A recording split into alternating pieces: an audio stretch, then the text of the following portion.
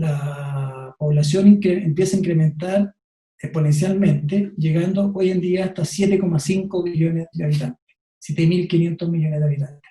Como ustedes pueden ver, es un crecimiento en un corto periodo de tiempo, y este crecimiento obviamente tiene impactos sobre el sistema terrestre y marino, ¿ya? La población humana entonces son 7,5 billones, como le había dicho, y la pregunta es cuánto humano la Tierra puede soportar, y cómo vamos a vivir en este planeta, en estos ecosistemas, con esta cantidad de población humana. Si ustedes ven cómo se distribuye la población humana, mayoritariamente cada punto es 100.000 personas, ¿ya? Ustedes pueden ver que está concentrada acá en Bangladesh, China, India, la mayor porcentaje de la población mundial.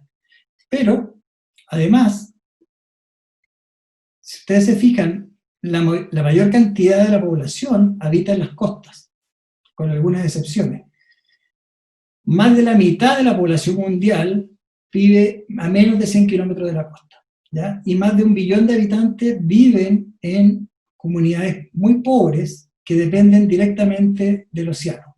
Y más de la mitad de la población depende de los recursos del océano. Entonces, nosotros hemos siempre estado conectados a la costa. Chile, ¿para qué decir? Nosotros somos un país costero que tenemos a lo largo de nuestro país alrededor de 4.500 kilómetros de costa, y que obviamente estamos conectados al mar. De hecho, nosotros tenemos más territorio marino que terrestre, ¿cierto? Es importante decir que el cambio global, y aquí yo no voy a mencionar algunas cosas que están sucediendo en el océano, y a lo mejor ustedes las van a echar de menos, es más que el calentamiento global o el cambio climático, ¿ya?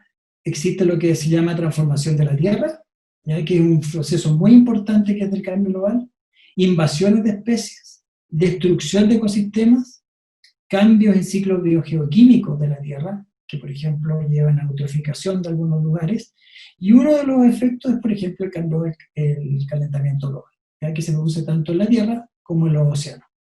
Nosotros estamos en una época que se denomina antropoceno, ¿ya? Si no lo sabían, bienvenidos al antropoceno, y esta época que comenzó, según los investigadores, alrededor de 1950, todavía se están poniendo de acuerdo, está marcada por la impronta humana sobre el sistema terrestre, el planeta. De hecho, si uno puede ver, más o menos aquí está la posible transición desde el Holoceno, que era la época que ustedes vivíamos, probablemente nos enseñaron en el colegio, al Antropoceno se sitúa alrededor de 1950. ¿Y cuáles son las marcas que hemos dejado en el sistema? En el sistema planetario hemos dejado una marca de plástico, ya que es un material de origen antropogénico, químico, ¿cierto?, derivado del petróleo. Hemos dejado una marca de hormigón, muy clara también en el sistema. Hemos dejado una marca de carbono negro, que viene derivado esencialmente de la combustión de combustibles fósiles. Hemos dejado una marca de plutonio, ¿ya?, todo el material reactivo. La marca más clara, que probablemente la que más conocen, de dióxido de carbono, como ha subido la concentración de dióxido de carbono, ¿ya?, desde 11.700 años atrás hasta hoy en día. Metano, hemos incrementado las concentraciones de metano en la atmósfera también, en forma muy clara, y el óxido nitroso. Entonces, de alguna manera, estamos dejando una marca muy clara, y por eso los geólogos se atreven a denominar esta nueva época como antropoceno. ¿Cuál es el principal sospechoso de este cambio climático? Bueno, las emisiones anuales de gases de efecto invernadero. ¿Cuál es el principal gas de efecto invernadero?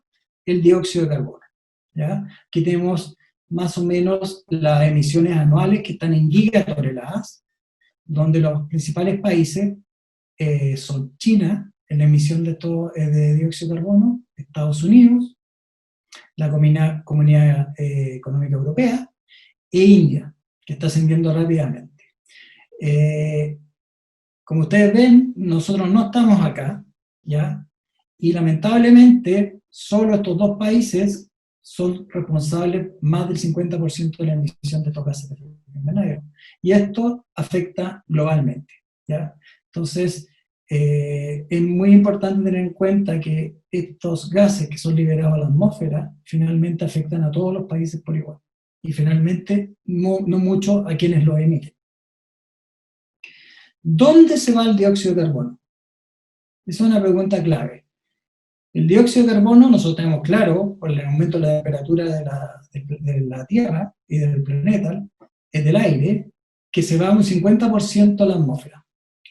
Alrededor de 10 billones de toneladas de carbono son producidas al año, entre dos cosas, deforestación y la producción por quema de combustibles fósiles. ¿Qué más? La vegetación absorbe un 26% de ese dióxido de carbono. Recuerden que las plantas se alimentan, para realizarse fotosíntesis necesitan dióxido de carbono, por lo tanto, alrededor del 26% se va a la vegetación. Y esto, que no lo teníamos muy claro, los océanos están absorbiendo 24% de esas 10 billones de toneladas al año. Es decir, los océanos absorben 24 millones de toneladas de carbono en un día. Esa es una cantidad enorme. Y obviamente algo le pasa al océano. No puede ser que no esté sufriendo ningún cambio por recibir esa cantidad. Más adelante voy a mostrar qué es lo que le está sucediendo al océano por recibir esa cantidad de CO2 y absorberlo. ¿Qué ha pasado? La cantidad de dióxido de carbono y de gases de efecto invernadero aumenta la temperatura del planeta. ¿Dónde se va ese calor? Esencialmente al océano. Entonces ustedes pueden ver que el calentamiento, el contenido de calor del océano ha incrementado en forma notoria desde 1980 hasta hoy en día. El océano se está calentando. Aquí la escala está en joules, ¿ya? Una cantidad de energía. ¿Dónde está el calor entonces? En el océano. El océano es nuestro gran termómetro, nos está absorbiendo el calor. Muy poco queda en la atmósfera, el océano absorbe gran cantidad de calor. Pero ¿qué pasa cuando uno absorbe calor? ¿Qué pasa con los gases? Se expanden. Por lo tanto, el océano, ¿qué está haciendo al absorber calor? Se dilata. Y al dilatarse, está aumentando su nivel.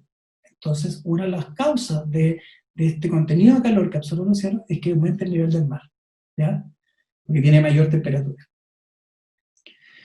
El océano está cambiando, no solo por el contenido de calor, también por un efecto que se llama acidificación del océano. Y hay otro efecto que no voy a nombrar ahora, que también es del cambio climático, que se llama la desoxigenación del océano. El océano está perdiendo oxígeno, ¿ya? Lo que es muy clave para una serie de seres vivos que habitan en las costas y los océanos abiertos. Entonces, recientemente hemos incorporado cambios a escala global, silenciosamente, de forma paulatina, que están cambiando el entorno físico y químico del océano. Y esto no es una proyección a 2100, esto está ocurriendo ahora. Algunos de estos cambios ya los estamos evidenciando, y eso es lo que vamos a ver durante lo que sigue de la charla.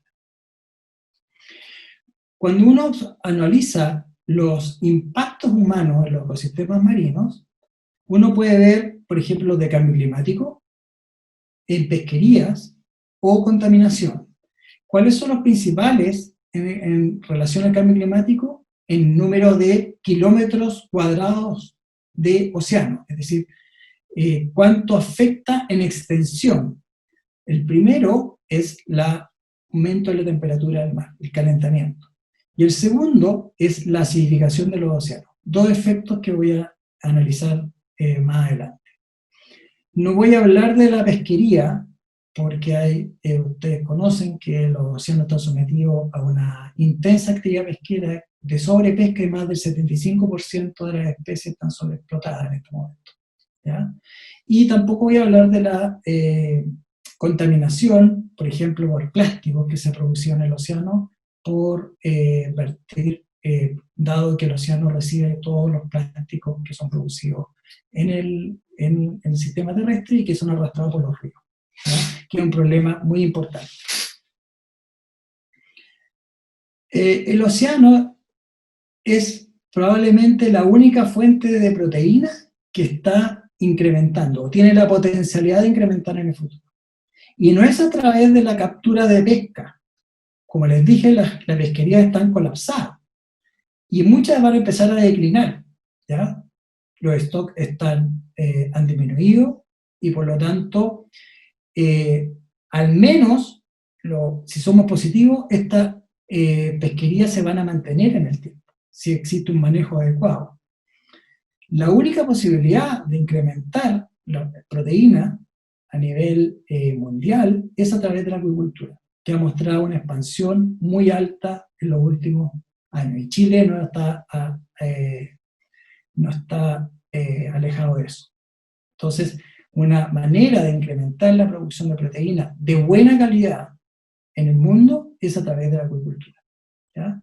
Y necesitamos esa proteína porque la población humana sigue creciendo.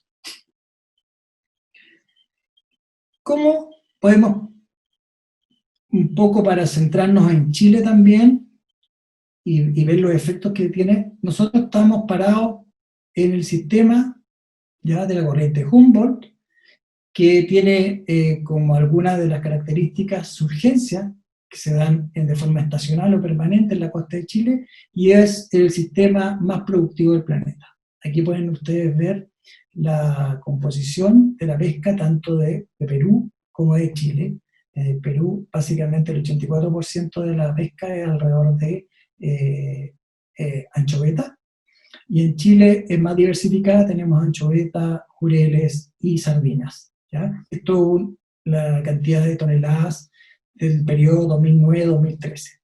La costa de Chile, entonces, aquí tenemos los vientos de deriva del oeste, se produce alrededor de la isla de Chiloé, a esa altura, más o menos 41 grados de latitud sur, 42 grados de latitud sur, estos vientos alisios que vienen desde el oeste producen en la corriente de Humboldt.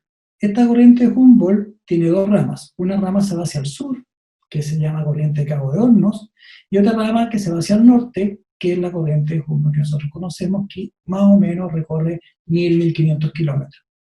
Ahora, no es que ustedes se metan en la playa y van a sentir la corriente Humboldt. Esta es una corriente oceánica que está a 140 kilómetros de distancia, 150, 200 kilómetros de la orilla, ¿ya? Y en la orilla nosotros tenemos otras corrientes. Está la corriente costera del Perú y la corriente costera chilena, ¿ya? Que están más cerca. Sin embargo, lo relevante acá es que la corriente Humboldt es una corriente muy productiva porque tiene muchos nutrientes y permite que nosotros estemos parados en uno de los ecosistemas más productivos de todo el planeta. La acuicultura y la pesca, más o menos, representan el 5% del PIB en Chile, crean una cantidad importante de exportaciones y de dinero, y una cantidad importante de trabajo. Para que ustedes tengan una idea, existen alrededor de 100.000 pescadores artesanales inscritos en Chile, y si los suman sus familias pueden ver cuánta gente está relacionada con el mar. Y la acuicultura, hay empleos directos son alrededor de 20.000, por lo tanto, si ustedes ven más los servicios, hay una gran cantidad de personas que están relacionadas directamente y comunidades que están relacionadas directamente y regiones con la pesca y la acuicultura en Chile, ¿ya? En el año 2019, por ejemplo, se produjeron alrededor de 400.000 toneladas de moluscos entre ostras, mitílidos y ostiones, con un valor de alrededor de 220 millones de dólares, y los salmones alrededor de 5.200 millones de dólares con alrededor de 700.000 toneladas. Vamos al calentamiento del océano. ¿Qué es lo que está ocurriendo? Bueno, lo que tienen acá es la anomalía de temperatura, es decir, uno saca un promedio entre 30 años de la temperatura del océano, entre 1970 y el 2000, y ve si esa temperatura del océano está abajo, es una anomalía negativa, o una anomalía positiva. Significa que si la anomalía es positiva se está calentando, y la tendencia desde 1980 es que el océano se está calentando, ¿ya? Y esta tendencia va a la alza, alrededor de una tasa de 0,2 grados por década. Más o menos esa es la tasa que tiene 0,12 grados en algunos es diferente dependiendo del océano que estamos hablando, pero esa es la tasa de calentamiento que tiene el océano. Como se calienta, recuerden que los gases se dilatan y por lo tanto el océano se expande y aumenta el nivel. Lo que está acá es el cambio, si nosotros viésemos colores azules, de la gama de los azules, tendríamos enfriamiento, que existe en algunos lugares del planeta, pero en general, como ustedes pueden ver, a lo largo de todo el mundo, los océanos se están calentando en forma significativa. ¿Ya? Que tenga un signo más significa que la tendencia es significativa al calentamiento. ¿Ya? Mientras más oscuro, mayor calentamiento del océano. ¿Qué sucede con el calentamiento del océano? Bueno, tiene efectos enormes sobre la fauna y la flora del océano. Primero, las especies pueden restringir su rango de distribución, es decir, especies que se distribuían ampliamente, ahora dado que la temperatura ha cambiado, se restringen, ¿ya? Porque justamente ya no están en una zona de confort fisiológico, por ejemplo, para su vida. Se produce fragmentación del hábitat.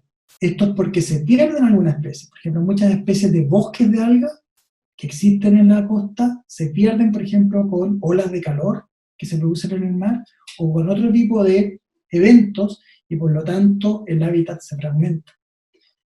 También existe el evento contrario. Hay expansión del rango. ¿Por qué? Como por ejemplo especies que no visitaban los polos, tanto en el hemisferio norte como en el hemisferio sur, dado que las temperaturas eran muy frías, ahora que las temperaturas subieron, pueden expandir su rango hacia el norte o hacia el sur. ¿Ya? Lo mismo sucede hacia profundidad, es decir, las especies antes no estaban distribuidas en forma vertical por restricciones de temperatura. Como la temperatura del océano ha aumentado, entonces pueden de alguna manera tener un rango de expansión en profundidad. Entonces se pueden expandir hacia los polos o en profundidad. Y como se expanden estas especies, llegan especies nuevas a lugares en que no habían estado antes. Y eso crea interacciones de especies con otras de la comunidad. Y esas interacciones muchas veces son beneficiosas, pero la mayoría de las veces son desastrosas. ¿Por qué? Porque es una especie que no había estado antes en el lugar. Ustedes conocen los efectos que producen las especies invasivas. Una especie que llega a un lugar, que fue transportada en forma accidental o deliberada por el hombre, crea eventos catastróficos en los ecosistemas. ¿Qué mejor ejemplo que lo que nosotros hemos hecho con los salmones o las truchas, ya en nuestros ríos y lagos del sur de Chile, donde esta especie ha cambiado totalmente el ecosistema y las comunidades que habitan. Y finalmente, los hábitats, dado estas interacciones nuevas y esta fragmentación, pueden cambiar. Entonces, este efecto de cambio en distribución de especies es muy relevante, se está sufriendo en la costa de Chile, también sucede. Aquí solamente para mostrarles que la mayoría de las especies se están expandiendo y hay algunas pocas que se contraen. Estos son diferentes ecosistemas, desde el ecosistema de surgencia de Benguela, del Atlántico Norte, y hay algunos que se ha sido calculado cuánto es la expansión de kilómetros por década, y así algunos han alcanzado expansiones de más de 700 kilómetros por década, es decir, se han expandido más de 700 kilómetros de lo que estaba antes, y eso es muchísimo en tiempo, porque obviamente las poblaciones y las especies no tienen tiempo suficiente como para adaptarse a los cambios. Por ejemplo, lo que ocurre en Estados Unidos. Acá lo que tenemos más claro era la distribución en 1968, ¿ya? De peces, de langosta americana, y lo más oscuro es su distribución en 2015. Ustedes van observando cómo en la costa van subiendo hacia los polos, se van cambiando su rango de distribución hacia el norte, ¿ya? Y eso, como les dije, crea algunos efectos. Los stocks no necesariamente bajan, pero sí crean efecto en las comunidades. También se produce otro efecto, son subidas de la temperatura muy repentinas y en pocos días, y eso se le llama olas de calor. Ha habido bastantes, 2016, 2012, 2013, disculpen. La más importante fue el 2011 en Australia, que las macroalgas que habitaban sobre los arrecifes o en conjunto con los arrecifes de coral fueron eliminadas completamente y cambió totalmente el ecosistema. Por suerte, como ustedes pueden ver en la costa de Sudamérica, no hemos experimentado estas olas de calor y les voy a contar por qué. Entonces, estas olas de calor son muy relevantes, producen mortalidad extrema de muchos invertebrados marinos y también de muchas algas, ¿ya? ¿Cuáles son las medidas de adaptación que existen para esto? Bueno, una de las principales medidas de adaptación que tienen que ser implementadas es la creación de reservas marinas. ¿Por qué? Porque la creación de reservas marinas a lo largo de la costa no solo promueve la diversidad genética o protege secuestra carbono de la atmósfera, crea biodiversidad en estas que pueden de alguna manera ser fuentes para otras zonas de la costa y de alguna manera son zonas buffer que alimentan o zonas fuentes que alimentan de larvas y nuevos individuos a las zonas que han sido de alguna manera explotadas por pesca. Entonces las reservas marinas pueden mitigar y al mismo tiempo promover la adaptación al cambio climático.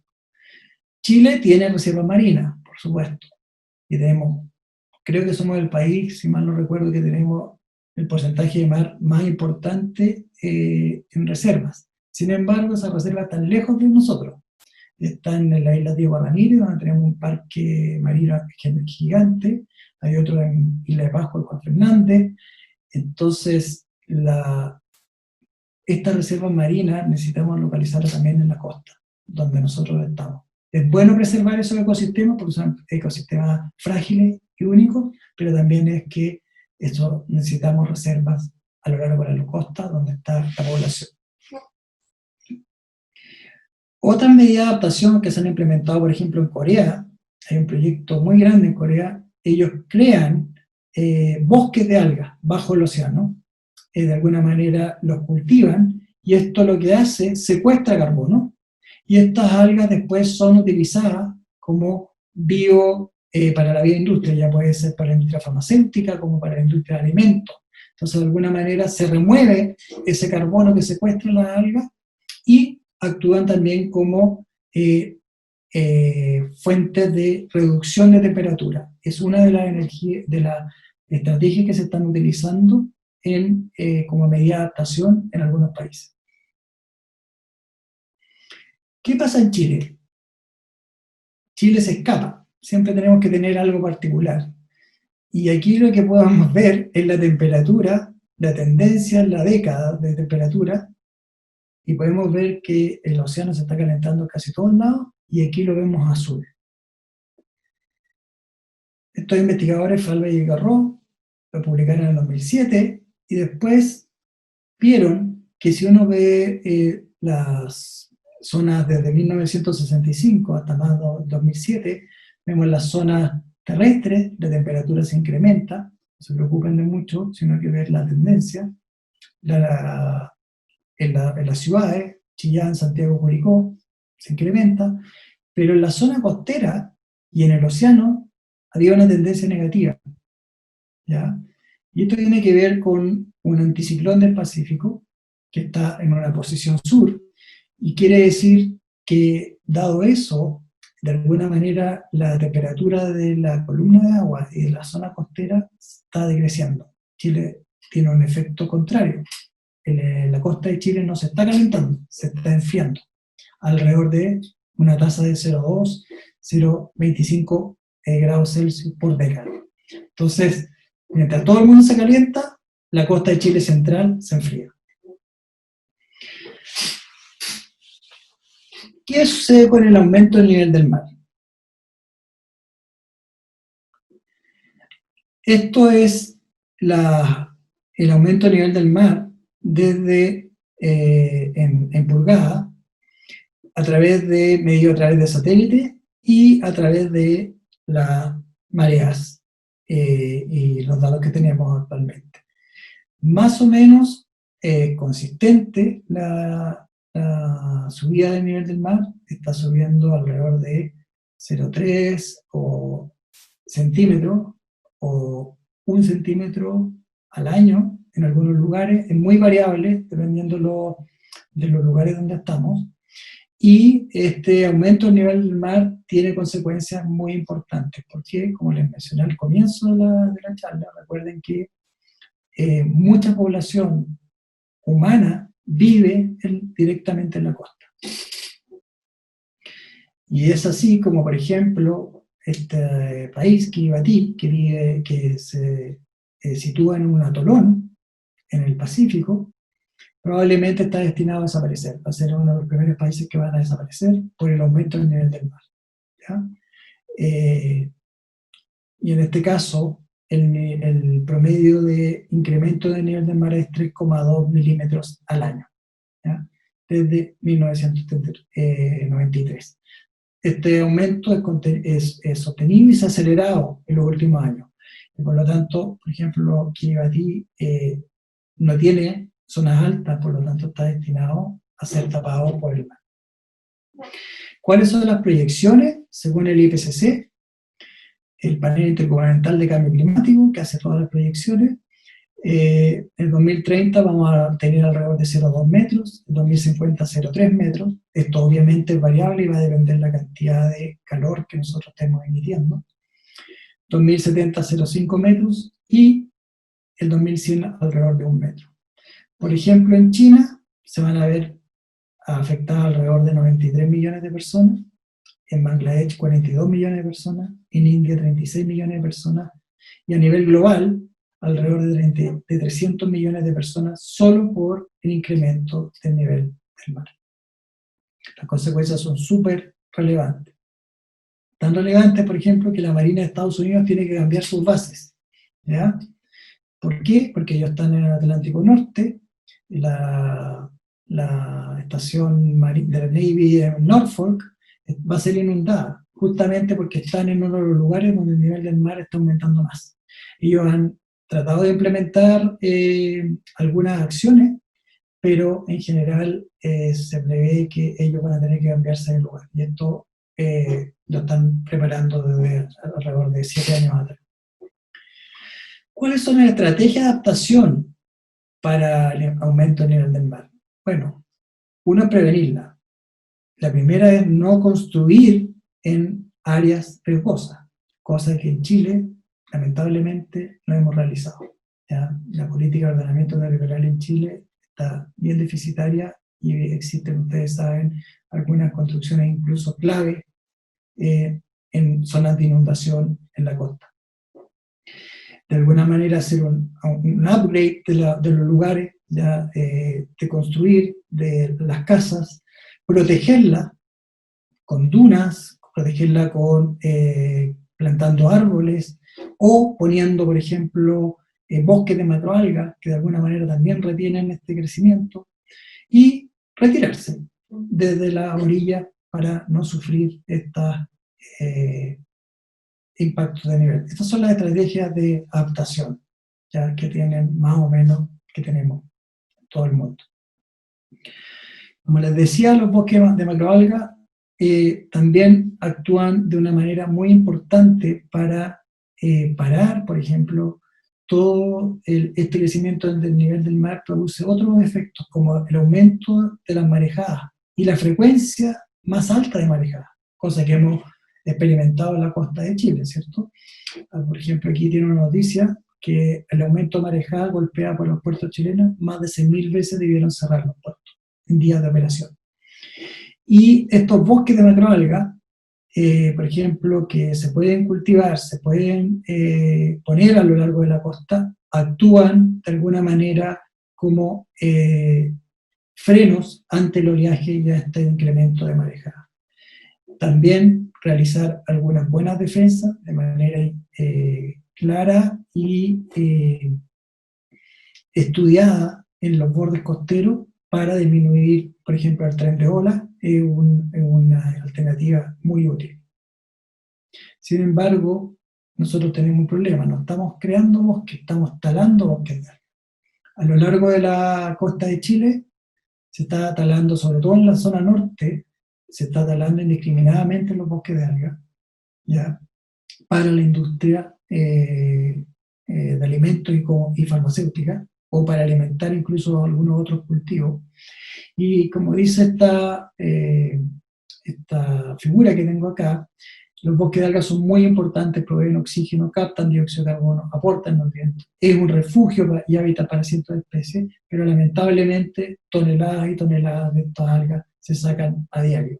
Y en consecuencia se pierde un hábitat muy rico, que es muy de refugio para especies, pero también nos protege a nosotros de estos marejadas. Y por último, el otro gran impacto que tenemos por el cambio climático en el océano es lo que se conoce como acidificación del océano. La acidificación del océano es conocido como el otro efecto del CO2, o el otro problema del CO2. Siempre se habla que el efecto del CO2, el dióxido de carbono, es el aumento de la temperatura. Sin embargo, que el océano absorba grandes cantidades de dióxido de carbono crea un efecto que se llama acidificación del océano, que lo voy a tratar de explicar muy brevemente.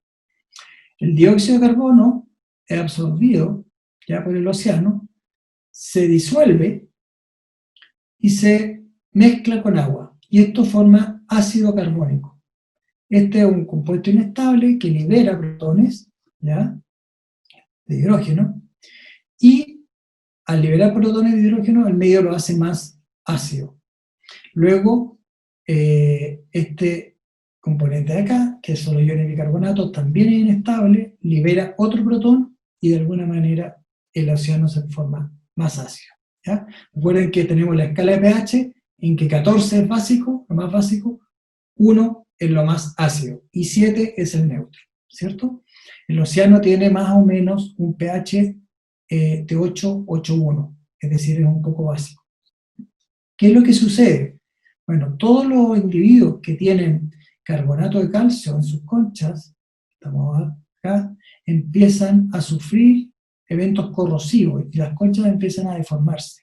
Y no solamente piensen en moluscos, piensen en erizo, piensen en los arrecifes de coral, piensen en algunas algas del fitoplancton, que son productores primarios que también tienen carbonato de calcio. Entonces, finalmente la acidificación del océano lo que está haciendo es un efecto muy grande sobre la diversidad marina y sobre todo sobre los animales que tienen carbonato de calcio en sus conchas. ¿Cuál es la implicancia biológica? Disminuye la capacidad de formar carbonato. O sea, no solo las corroe o las deforma, porque son aguas más ácidas, sino que también les quita el carbonato para que los organismos formen sus conchas. Y los moluscos son probablemente las especies más vulnerables. Se conoce a la acidificación del océano como la osteoporosis del mar, ¿ya? Es más o menos el mismo proceso que ocurre en la osteoporosis humana. Entonces, si ustedes tienen individuos que más o menos están en condiciones bajas de pH, no bajas, disculpen, normales de pH, pero el individuo está bastante bien, pero si esto empieza a aumentar, ustedes ven cómo se va deformando y finalmente es un individuo no viable que produce mortalidad, estrés fisiológico y finalmente la concha se disuelve. ¿Cómo es la cosa?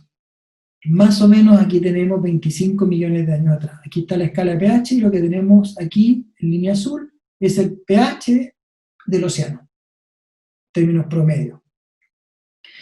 Y tenemos el tiempo en millones de años, desde 25 millones de años atrás hasta la revolución industrial. Entonces más o menos el océano se ha mantenido entre torno a un 8,1, 8,2. En 1800 empezó la revolución industrial, empezamos la quema de combustibles fósiles, baja el pH, en el 2008 ya estamos cerca de 8, se prevé que para el 2050 vamos a estar en 7,9 y probablemente en 2100 entre 7,7 y 7,8. Esa bajada ha sido nunca vista, como ustedes pueden ver, en 25 millones de años. Es un descenso muy rápido, abrupto del pH del agua del mar. Suena poco, suena que soy alaraco, que el pH baja de 8,1 a 7,6.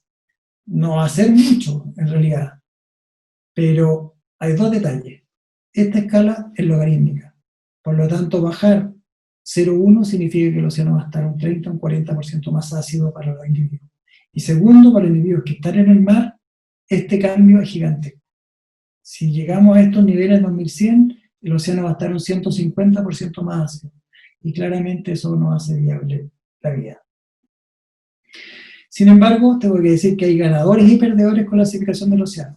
Los ganadores son las algas, porque se alimentan de CO2. Por lo tanto, vamos a tener una formación de algas, sobre todo de algas que forman estos pastos marinos, muy importantes en la costa. Las macroalgas, lamentablemente, por efecto de la temperatura, no son tan favorecidas. Y vamos a tener perdedores. Y los perdedores son los moluscos, los corales y los equinodermos, donde tenemos los erizos y otra serie de especies. Entonces, ¿por qué? Porque ellos son muy vulnerables por su exoesqueleto a la acidificación del océano. ¿Qué ha sucedido?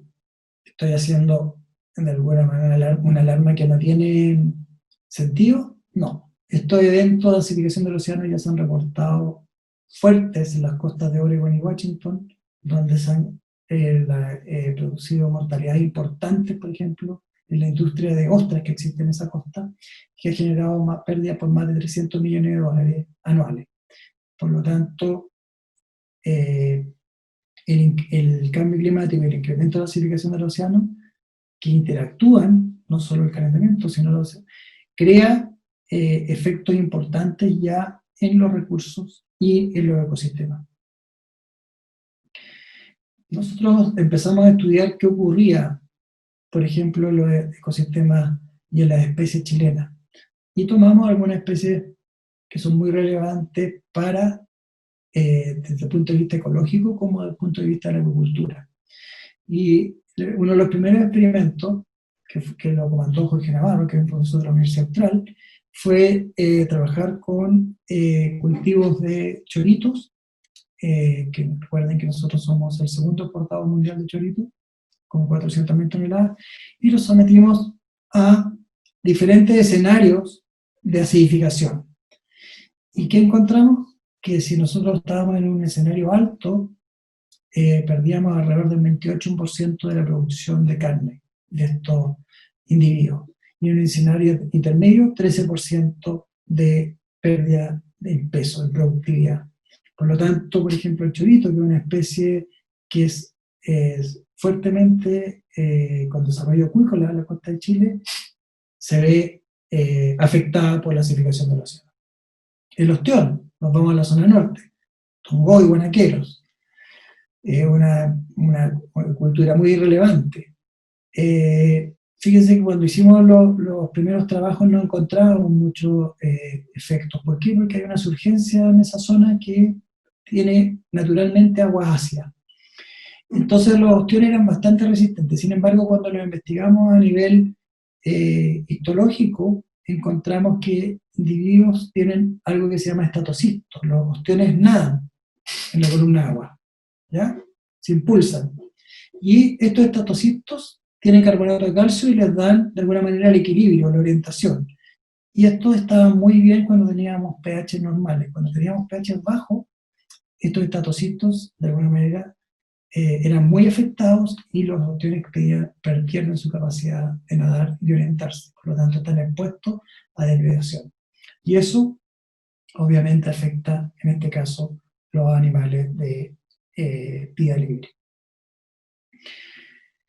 También se hicieron experimentos de qué pasa con algunos atributos de mercado, porque claro, estamos hablando de efectos biológicos, pero los consumidores al final van a estar afectados o no, dado que exportamos gran parte de nuestra producción acuícola por la acidificación del océano, y se hicieron experimentos por alrededor de 12 semanas, y lo que se verificó acá es que primero que nada tenemos una situación control y una situación de alto CO2, lo que significa un bajo pH, y lo que se observó fue que los individuos perdían color en sus conchas, pero cuando empezaron a investigar otras características muy deseables, la cantidad de ácidos grasos que tienen, la cantidad de proteína que se produce por carne, se dieron cuenta que es vitamina B12, por ejemplo, que tienen los organismos marinos, se vio que eran afectados por la acidificación del océano. Entonces, atributos muy importantes de mercado, coloración, vitamina, proteínas, bajaban con el escenario de acidificación del océano. La costa de Chile, sin embargo, y aquí viene una buena noticia, es un laboratorio natural para estudiar el impacto de la acidificación en diferentes especies. Nosotros lo hemos estudiado en muchas especies, locos, choritos, ostiones, erizos. Hay mucha gente que está trabajando. Y lo que encontramos es que la costa de Chile en algunas zonas tiene zonas naturalmente ácidas, es decir, zonas que son sobre incluso lo proyectado para el 2100. Justamente lo que estamos haciendo con varios investigadores de varias universidades es estudiar estas zonas y es conocer las estrategias y las adaptaciones que tienen los organismos en estas zonas, que obviamente pueden ser muy útiles para los escenarios futuros que vemos. Entonces, la buena noticia es que en la costa de Chile existen condiciones naturales ácidas donde habitan gran cantidad de invertebrados marinos. Y eso nos permitirá de alguna manera estudiar cómo son los mecanismos que ellos utilizan para sobrevivir estos ambientes. ¿Qué se puede hacer? Bueno, se puede hacer dos cosas. Mitigar, que básicamente es reducir las emisiones de dióxido de carbono y de gases de efecto invernadero, o la siguiente, que es adaptarse, que es cómo vamos a enfrentar este cambio. Y por ejemplo, como les mencioné, la mitilicultura tiene una producción muy grande de carbonato de calcio. El 95% de la concha de los choritos, y lo mismo en los ostiones, es carbonato de calcio. Por lo tanto, ¿cuál sería la estrategia para hacer este carbonato de calcio? ¿Qué hacer con este carbonato de calcio? Es importante mencionar dos cosas. Hasta hace un poco tiempo atrás, menos de un año de hecho, las plantas faenadoras de moluscos en Chile tienen que botar sus conchas a los vertederos, como norma. Ustedes comprenderán y ahora se explicarán por qué están colapsados los vertederos de la isla de Chiloé y, por ejemplo, Portugal. Diciendo que estas conchas tienen una potencialidad enorme para hacer nuevos usos. Para empezar, por ejemplo, para restablecer los bancos naturales, cosa que ya se está haciendo en Estados Unidos. Ponen conchas de las ostras que ellos mismos cultivan y aquí se asientan una gran cantidad de nuevas ostras. O hacen arrecifes, ¿ya?, en la costa, justamente para proteger de estas subidas de mar o de marejadas en la costa. Y si esto de una fuente de carbonato al mismo tiempo para el océano, porque se empiezan a disolver. Entonces hay una fuente de carbonato que ayuda a tamponear este efecto de acidificación. Las conchas, básicamente el carbonato de calcio es lo que nosotros conocemos como cal, y la cal es un fertilizante. En los productores de chorito en Nueva Zelanda venden las conchas, aparte de producir carne y venderla y exportarla, venden las conchas a las viñas y ellos lo utilizan como fertilizante. Y tiene muchos beneficios: retención de humedad, libera nutrientes, suprime maleza, incluso combate algunas pestes, cosa que está demostrada. Y más que 95% de su producción reciclan conchas. En Chile están los primeros esfuerzos para no botarla a los vertederos, en realizar economía circular, y hay una empresa que se llama Cal Austral que está haciendo este reciclaje de conchas, pero es una parte ínfima comparado con toda la producción que existe. ¿Cuáles son las acciones para ir terminando? Bueno, en Chile existe áreas de manejo y explotación sustentable de recursos, más de 300 a lo largo de la costa de Chile. Recuerden que tenemos 4.500 kilómetros de costa. Y esto lo manejan los sindicatos de pescadores. Estas áreas de manejo son parcelas que se dan al mar para que ellos las cuiden, las cultiven y hagan en estas parcelas que pueden hacer extracción, también hagan áreas protegidas. Y esto ha dado buenos resultados. ¿Por qué? Porque estudios han mostrado que en estas áreas de manejo que tienen los sindicatos de pescadores, de alguna manera ha aumentado la provisión de servicios ecosistémicos, ha aumentado la biodiversidad y tiene servicios culturales y servicios de regulación, por ejemplo, control biológico y de reproducción. Entonces es una estrategia que está funcionando bastante bien. Lo otro es establecer de alguna manera un marco de acuerdo para una expansión sustentable en la acuicultura. Y aquí tenemos 4 ejes: biología, mercados, el ambiente y la política. Y este es el umbral de sustentabilidad. Si nosotros pasamos este umbral, vamos a colapsar algunas de las actividades. Entonces, de alguna manera, estos 4 actores y estos 4 factores tienen que ser considerados, por ejemplo, cuando se hace una expansión de la agricultura, o está pensada hacer una expansión de la agricultura en Chile. Por ejemplo, si nosotros tenemos incentivos regulatorios, una política de incentivos regulatorios muy grande hace que la agricultura genere cambios muy importantes en el ambiente y en la biología, y probablemente va a llevar a que esto se expanda, pero colapse acá. Y eso, créanme, que lo hemos visto en Chile con el cultivo, por ejemplo, de los salmones. Y lo otro, que para solucionar estos problemas, que son sistemas socioecológicos, o sea, no es solo un sistema ecológico, sino un sistema social, se necesita la interacción de ciencias sociales con la ciencia natural, cosa que ya está ocurriendo, por lo menos en la mitilicultura. No solo a través de estos estudios, sino la capacidad adaptativa, por ejemplo, de la industria en Chile se está estudiando con un enfoque de sociólogos, de economistas y de biólogos. Y eso es lo que necesitamos para que seamos capaces de adaptarnos y de conocer la capacidad adaptativa de las diferentes zonas de nuestra costa. Y por último, la otra acción es la gobernanza a nivel global. Ustedes conocen los Objetivos de Desarrollo Sostenible que tiene la ONU, y acá está la vida bajo el agua. Y este es un acuerdo que tenemos entre todos los participantes de las Naciones Unidas, y necesitamos pronto ponernos de acuerdo y de alguna manera lograr estos acuerdos. Finalmente, terminar con esta foto que es de la Antártica, de Bahía Fildes, que de alguna manera también es importante porque está sufriendo los efectos del cambio climático, y el ecosistema antártico es muy frágil. Y no solo es frágil, sino que es muy relevante para la costa de nuestro Chile. Es nuestro termómetro, es lo que nos regula las corrientes. Acuérdense que Humboldt es una corriente subantártica, de origen subantártico, por lo tanto es muy relevante cuidar este frágil ecosistema que ya está sufriendo aumento de temperatura y cambio en la composición química del agua. Con esto termino y quedo abierto a preguntas. Marcos, nos han dejado por acá Rafael Celis, por ejemplo, una pregunta que dice: ¿cuáles son los principales factores que influyen en el enfriamiento de la costa chilena? Bueno, el principal factor es la presencia del anticiclón del Pacífico, ya que es un fenómeno de alta presión que está en este momento hacia el sur, está localizado hacia el sur de Chile, y eso impide la llegada justamente de ciclones o de bajas presiones que producen calentamiento, lluvias también, por eso hemos tenido mega sequía, hemos tenido falta de lluvia.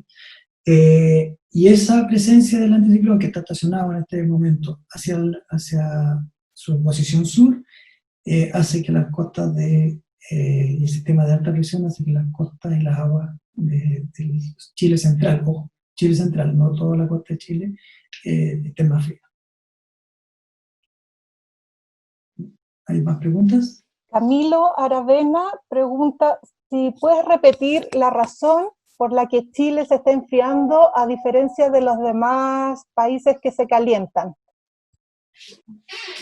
Lo que acabo de explicar, justamente con la presencia de este anticiclón, que es un proceso meteorológico de gran escala, que está localizado hacia el sur de la costa del Pacífico, más bien, y cuando él regresa a su posición más hacia el norte, este ciclón, vamos a tener un incremento de temperatura.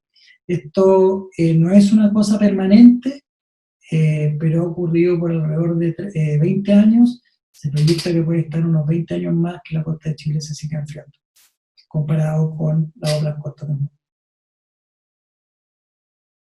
¿Sí? Ricky Fitch nos deja un mensaje y dice, si bien los niveles de pH podrán subir, pero los niveles de GH también, por lo que los carbonatos subirán. Aún así sufrirán los corales, por ejemplo. Perdón por la pregunta, no soy experto. Sí, los corales tienen un efecto no solo por la acidificación del océano, que es la baja del pH, sino que los corales también sufren mucho, están en zonas tropicales, por el incremento de la temperatura. El efecto sinérgico entre los dos, incremento de temperatura y la baja del pH, hace lo que se conoce como blanqueamiento de los corales, que es la muerte de los pólipos que forman este carbonato de calcio, cosa que ya ha sucedido en varios arrecifes de coral alrededor del mundo. La mala noticia es que las proyecciones es que los arrecifes de coral probablemente de aquí al 2050 van a dejar de existir en muchas zonas del mundo. También nos preguntan por acá, ¿se puede decir que el CO2 que produce acidificación de los océanos promueve la eutrofización en distintos sectores de estos? ¿Hay lugares que estén más afectados por este fenómeno? La eutroficación de las zonas costeras se produce no por el aumento del dióxido de carbono, sino que por el aumento de nutrientes que son llevados desde la tierra al océano. Y esos aumentos de nutrientes, finalmente, que son nitratos, fosfatos, producen productividad alta en esa zona y eso produce eutroficación. Por lo tanto, como dije, el aumento del dióxido de carbono en el océano tiene ganadores y perdedores. Los ganadores son las algas, que se alimentan de él, y por lo tanto está demostrado que van a aumentar su biomasa, pero los perdedores son casi todos los invertebrados marinos que habitan las costas y que tienen carbonato de calcio en sus conchas. María Jesús nos dice, respecto del mapa de impactos humanos en los ecosistemas marinos, ¿tienes información para el caso de Chile? Sí, existe información que ha desarrollado, de hecho, varios profesores de la Universidad Católica, por ejemplo, Stefan Gelsic, fue uno de ellos, y hay un mapa más o menos, no muy acabado, sino que en algunas zonas delimitadas sobre los impactos en la costa de Chile. Los efectos, como les dije, del calentamiento en la costa de Chile en general no los tenemos, porque se está enfriando en algunas zonas. Sí hemos tenido cambio en distribución de especies, en rango de distribución de especies. Hemos tenido también impactos, por ejemplo, de subidas de temperatura, sobre todo hacia el sur de Chile, y que genera, por ejemplo, floraciones de algas nocivas, ¿ya? Lo que conocen como mareas rojas. Estas mareas rojas son muy perjudiciales para actividades humanas como la agricultura o para el consumo de individuos, o causan algunas veces colapso de algunos individuos y mortalidad de invertebrados. Entonces, sí hay mapa de impacto, hay proyecciones también de cómo algunos efectos de cambio climático y la acidificación del océano y la temperatura va a incrementar en la costa de Chile. No las mostré acá, sí, pero están. Marco, tenemos muchas preguntas, nos están llegando Ya. muchas preguntas, lo más probable es que no las alcancemos a contestar Sí, todas. Si quieres, eliges tú algunas del chat que te parezcan, que te llamen la atención como para contestar ahora. A ver, Valesca pregunta si existe investigación respecto a los efectos del cambio climático en la salmonicultura. Bueno,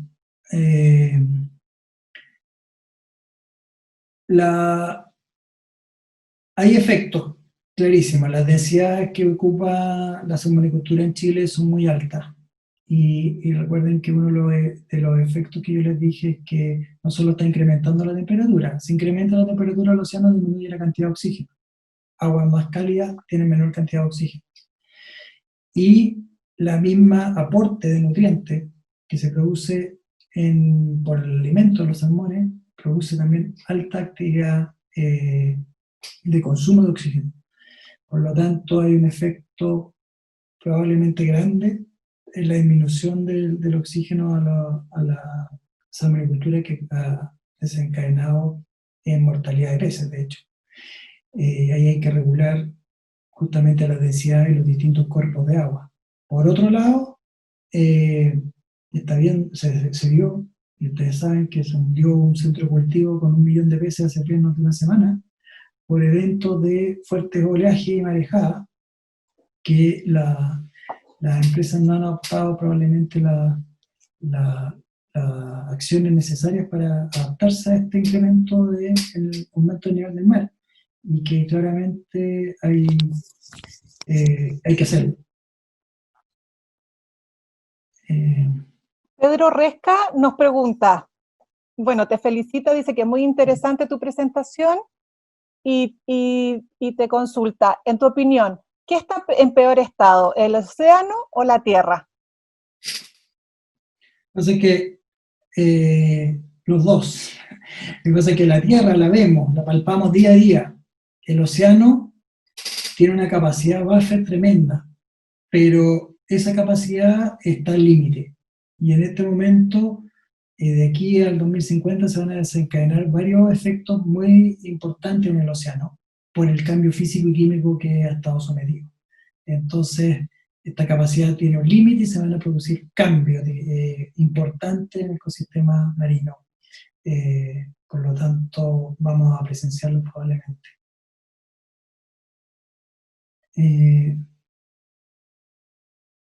Mira, Claudia Ceballos dice que ella no es experta en el tema, pero que le interesa. Y si puedes repetir el ciclo que hace que se acidifique el océano. Ella es de Isla Lemuy, de Chiloé, te deja saludos. Muchas gracias, Claudia. Muy bonito Isla Lemuy, he estado allá varias veces. Lamentablemente sufren toda la contaminación de la acuicultura ustedes en ese bello lugar. La acidificación del océano ocurre porque hemos emitido una gran cantidad de dióxido de carbono en la atmósfera. Ese dióxido de carbono en la atmósfera finalmente es absorbido por el océano, de forma pasiva, porque pasa de un lugar de mayor concentración a un lugar de menor concentración. Cuando se mezcla con el agua de mar, produce una reacción química que es ácido carbónico. Es súper importante mencionar que aquí nadie me tiene que creer, porque esto se mide. Nosotros podemos medir el pH, un cambio químico. Por lo tanto, aquí no hay escépticos de la acidificación del océano. Pueden haber escépticos del calentamiento global, pero escépticos de la acidificación del océano no, porque cada uno lo puede medir, ¿ya? Y se mide con ecuaciones químicas o lo pueden medir directamente. Y ese efecto de la unión de agua más dióxido de carbono forma ácido carbónico, que es un elemento inestable que libera protones. Cuando se liberan protones a un medio, el medio se hace más ácido. Y eso es lo que está sucediendo con la acidificación y con la cantidad de CO2 que hay en la atmósfera. Lamentablemente ese CO2 no lo emitimos nosotros, está en la atmósfera. Es culpa de los grandes emisores de dióxido de carbono. Lucía dice, gracias por la presentación, quisiera saber su opinión acerca de la agricultura nacional. ¿Cree que es mejor o más sustentable el cultivo de mitilio o de peces? Pregunto porque poco se sabe exactamente de esos centros de cultivo en comparación con los centros de salmones. Gracias. Bueno, el cultivo de mitilio o de ostiones depende directamente del ambiente. El alimento es proporcionado por el ambiente. Por lo tanto, la gente que trabaja en mitilicultura o en el cultivo de ostiones conoce muy bien cuál es la capacidad del ambiente para responder y cuánto lo pueden recargar, ¿ya? Porque si no, el ambiente, por ejemplo, no da suficiente alimento o no da suficiente larvas para mantener un cultivo, en ese sentido se pierde y pueden perder la producción. Entonces, en general los cultivos de mitilio tienen un ciclo bastante alto con el ambiente, la gente lo conoce. En cambio, el ciclo de salmones es, nosotros estamos agregando nutrientes, estamos agregando alimentos al sistema. Y lamentablemente las densidades que se ocupan en Chile son altísimas comparadas con otros países del mundo. Y eso hace que se recarguen los sistemas acuáticos y finalmente los sistemas respondan con algunas anomalías que hemos conocido. Regiones anóxicas con baja de oxígeno o muerte, por ejemplo, en el fondo del océano por la recarga de nutrientes. Entonces, falta regular aún más, por ejemplo, los centros de salmones, dado los lugares donde se encuentran. Cada cuerpo de agua es distinto. Necesitamos conocer la dinámica de esos cuerpos de agua y cuánto resiste. Y esa es la única manera de hacer una agricultura responsable y sustentable. Caro dice, ¿cómo es que el CO2 llega al océano? ¿Esto lo atrapa del aire de alguna manera? Sí, es más o menos así. Pasa de un lugar de mayor concentración a una menor concentración por difusión pasiva. ¿Ya? Eso es básicamente, pasa de la atmósfera al océano. Hay una pregunta Karen, de Israel que dice que él trabaja en el Ministerio de Salud actualmente y se está trabajando mucho en el cambio climático en la salud. A juicio tuyo, ¿cuáles serían los problemas más graves para la salud a causa del cambio de las temperaturas de las costas?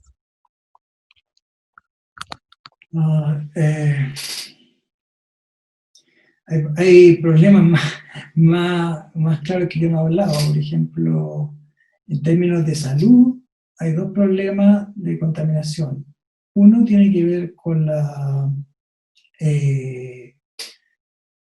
incremento, por el caso de la incremento de la temperatura, va a crear mayor cantidad de floraciones algales nocivas, es decir, de marea roja. Eso está proyectado en todos los océanos del mundo.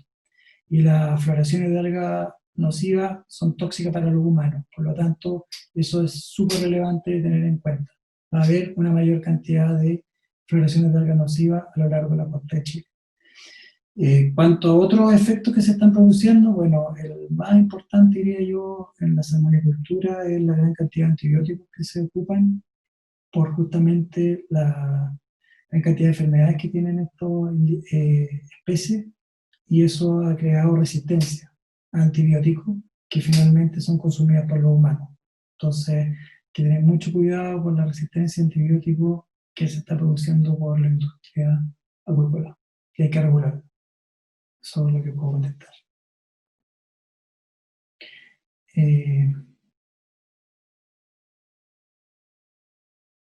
María Jesús dice, ¿hay investigación sobre los efectos que mencionaste en tu charla en diatomea? Sí, hay efectos en diatomea y hay varios estudios en especies de fitoplancton sobre la acidificación del océano. Como mencioné, muchos individuos de fitoplancton tienen TECAS y tienen decarbonato de calcio, son altamente afectados. Si quieren me pueden contactar y les doy los trabajos. Sebastián dice, ¿mediante qué herramientas se podría potenciar la plantación de macroalgas? Bueno, hay muchos ejemplos exitosos en el mundo y en mismo Chile. De hecho, ustedes saben que en la zona, por ejemplo, de Chañaral, por relaves mineros, gran parte de la costa se eliminaron las algas y se hicieron una reintroducción con plantación de macroalgas que fueron exitosos. Entonces, sí se pueden hacer, las macroalgas forman verdaderos bosques bajo el agua, que son arrecifes, donde albergan una gran cantidad de especies.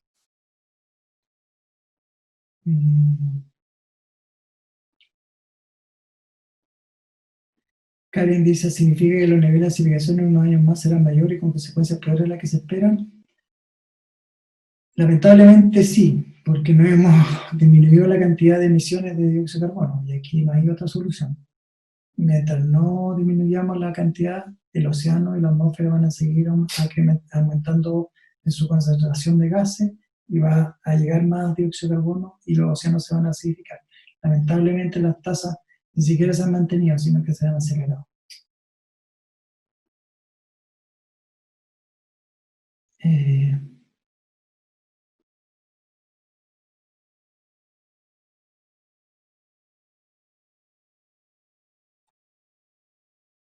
Juan Felipe pregunta, ¿la acidificación del mar influye o contamina de alguna manera el consumo de mariscos en el organismo humano?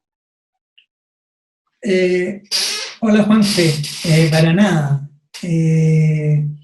No contamina el consumo de marisco.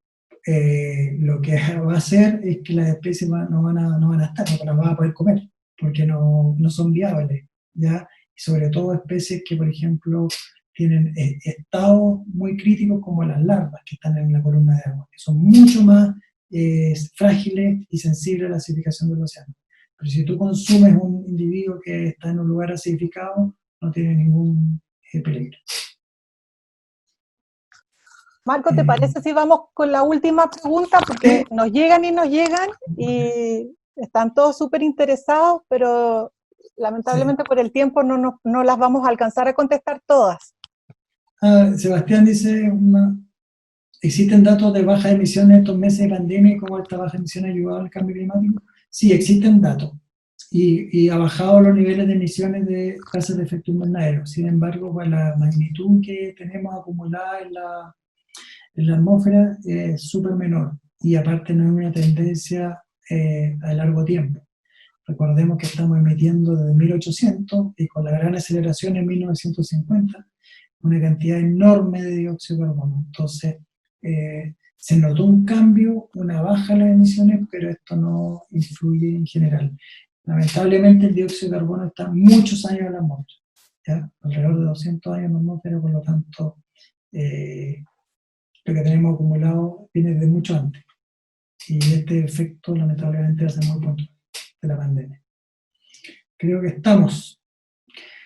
Lo dejo con esta reflexión, que el cambio climático es causado por dos cosas, por la actividad humana y por la inacción humana. Las consecuencias, los impactos, los modelos son súper claros, de alguna manera son conocidos, los podemos modelar. Hay tiempo de actuar, ¿no? Eso es y en todo orden de cosas, desde el orden personal hasta el orden gubernamental, de Estado, empresario. Todos tenemos que actuar. Muchas gracias por su atención y lamento no poder seguir contestando, pero me pueden contactar en